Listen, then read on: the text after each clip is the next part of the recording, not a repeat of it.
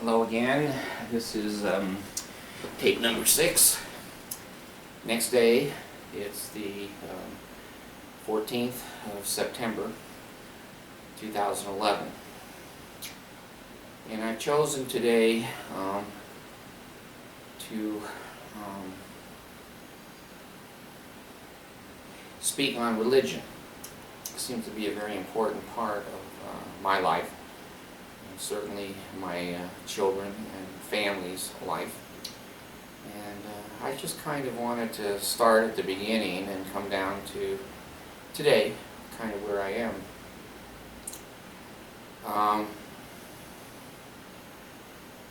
My parents, I mentioned before on another tape, were converted to the Mormon church by stake missionaries in Saginaw, Michigan, Midland, Michigan, where we lived, Saginaw Ward.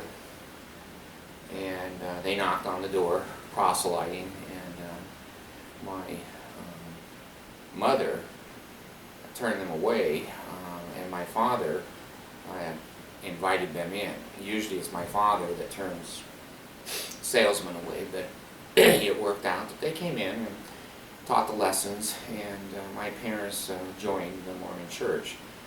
I wasn't quite 8 when that happened. Of course, I was the oldest child, so my brothers and sisters and me were technically not born in the Mormon church, but we were inundated with it from our very youthful beginnings.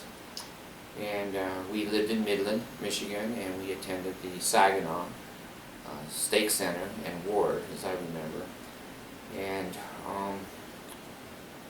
all through my elementary school and junior high and high school, we continued to be, the phrase would be active. Active means you go to church every week and you participate in all of their activities.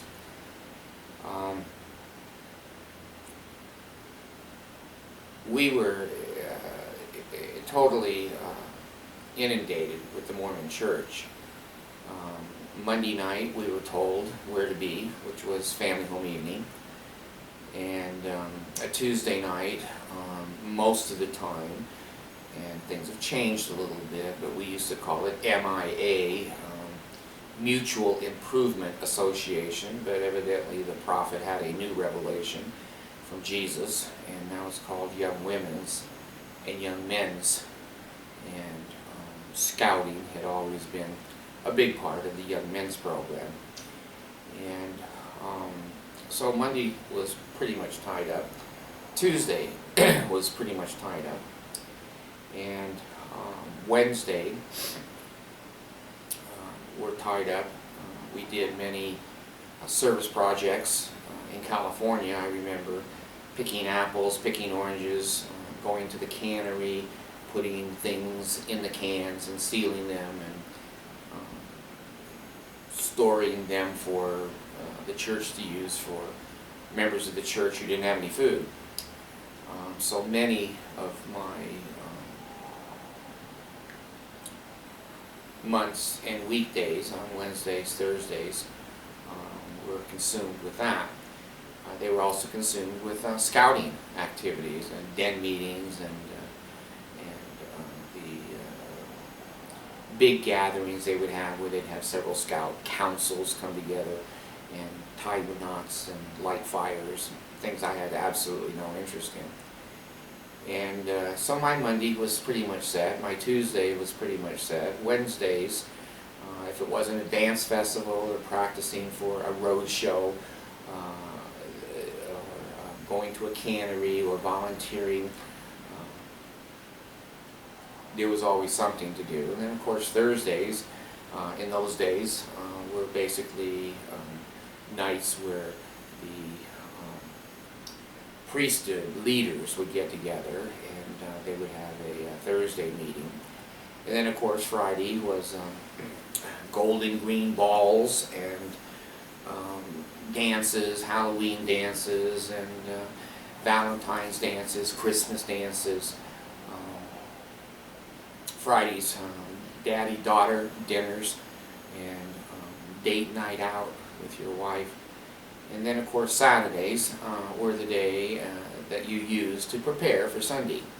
You ironed your clothes and washed them and got out your lesson manuals because you were going to give a talk next day. Whether it was, in the old days, it was called a 2.5-minute talk. Nowadays it's been done away with. Also there was a sacrament gym, not Jim, gym.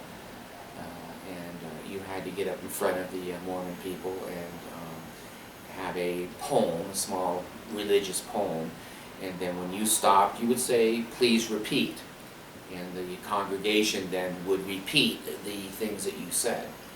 And so Saturdays were many times again mowing the church lawn. I remember doing that.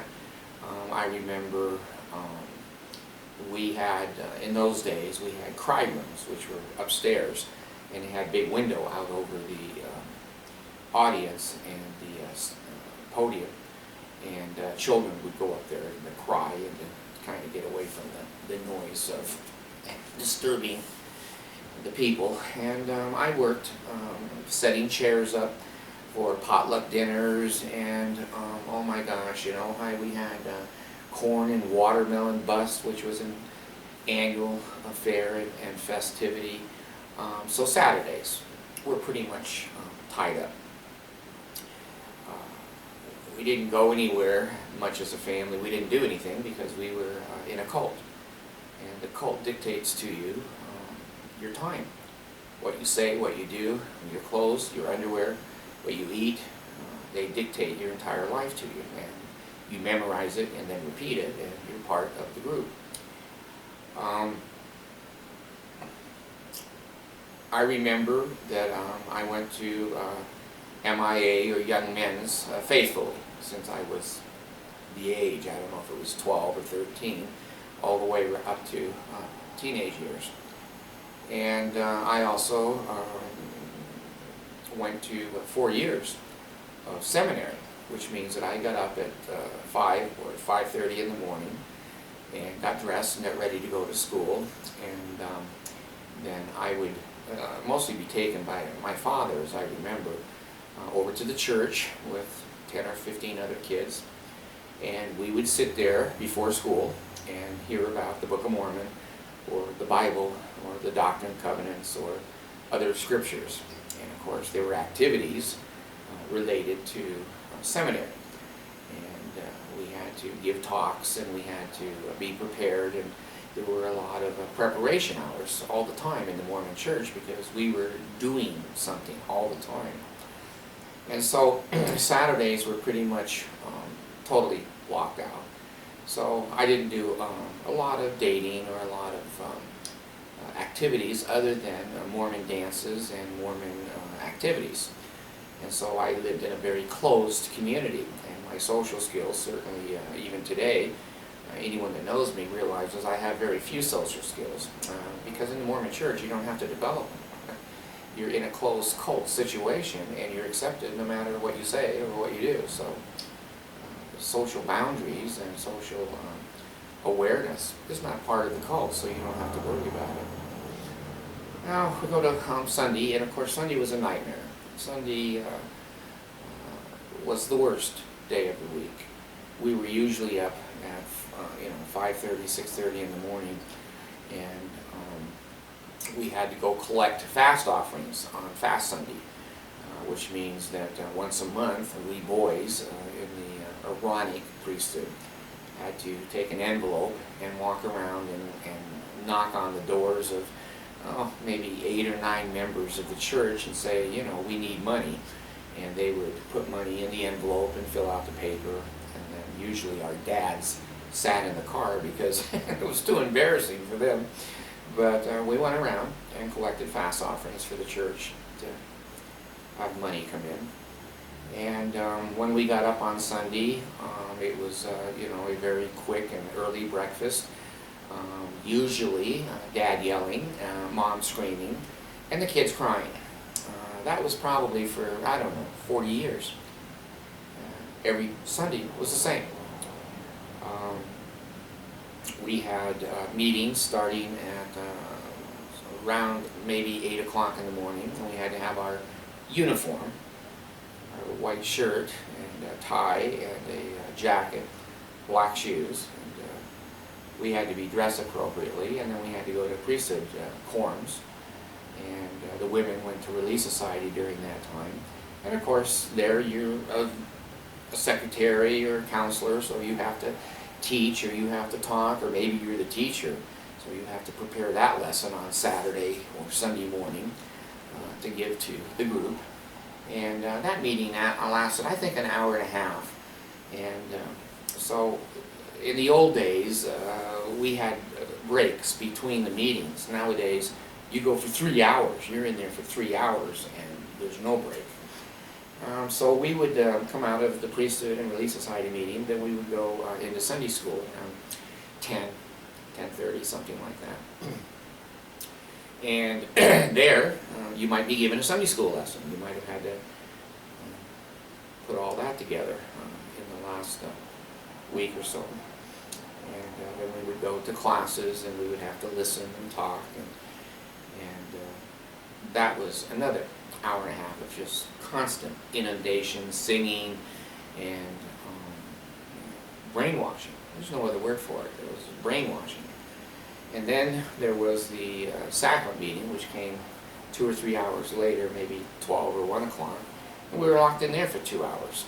And you might be giving a sacrament talk that you had to prepare last week during the evening hours or Saturday, and that meeting was always extremely boring, and people got up and had to repeat and say things according to the doctrine of the Mormon Church. And so by that time it was 3:30, 4 o'clock. You go home dead tired. You hadn't had any lunch. Kids are crying. The baby bottles are out. You have all the dirty diapers, and you have spent a nightmare, a Sunday nightmare. And that went on for 40 years. 40 years. That's a long time. That's a long time to live in that kind of a cult dictating the hours of the week.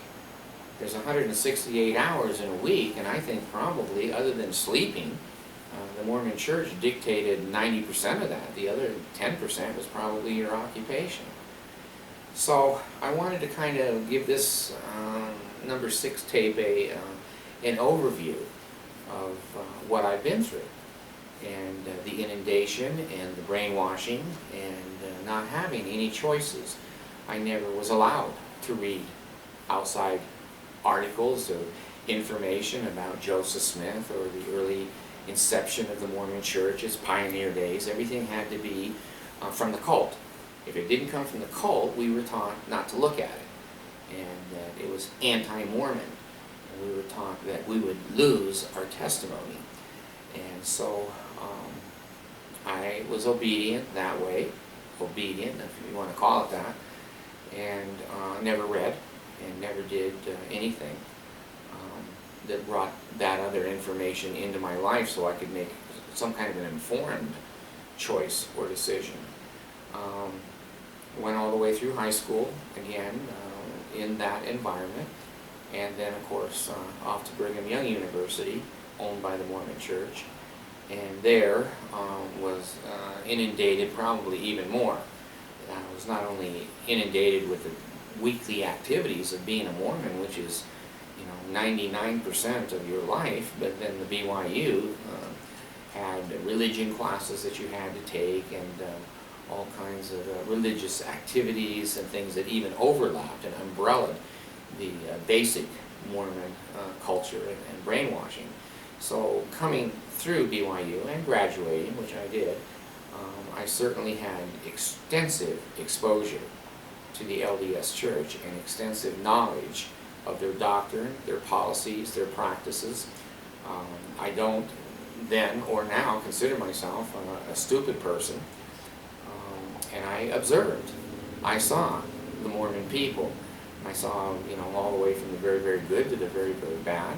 I've been around a lot of bishops, a lot of stake presidents, some general authorities, and I've held some positions in the Mormon Church, and teaching elders quorum very regularly, and being in 2 elders quorum presidencies and 1 stake presidency for a short period, and a temple worker in Los Angeles, I'm pretty familiar with Mormonism and its claims and its history. I mentioned on another tape, I've read all of the Journal of Discourses and all of the church history by B.H. Roberts. So I have a pretty vast background of what the Mormon Church is all about. So I'm not, coming to conclusions or realizations from lack of information or from being angry or having my feelings hurt. None of those things have happened to me. My feelings weren't hurt, and my reasons for leaving the cult I'm going to put into the next tape. This one is just kind of an introduction. But I want this tape to be very clear that I know a lot about the Mormon Church. I'm probably in the top 10 percentile of all of the Mormons in the world, with all of the knowledge of Joseph Smith and the early parts of the church and its history. So let me tie this particular video up, and I'll go into number 7, how the road towards atheism in my own life progressed. It wasn't one day I woke up and thought, gee, I think I'll be an atheist today. It was a long, long, hard process with a lot of research, a lot of thinking, a lot of introspection, a lot of interviews, a lot of education. So let me tie this one up, and I'll come back on number 7. Thanks. Bye.